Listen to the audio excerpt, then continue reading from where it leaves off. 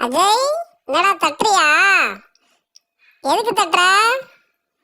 பால் வேணுமா? கொஞ்சம் வெயிட் பண்ணேன்னா பால் தந்துடும்.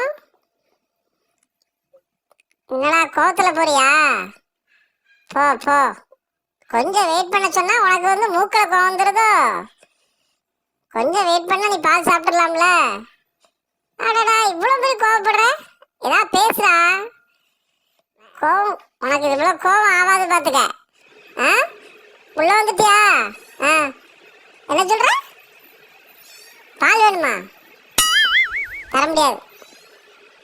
நான் முதல்ல கூட கூட நீ போனல்ல, இப்போ பால் கொடுன்னு சொல்ற.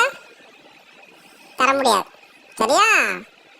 நான் தரும்போது தான் தருவேன், உனக்கு இப்போ தர முடியாது.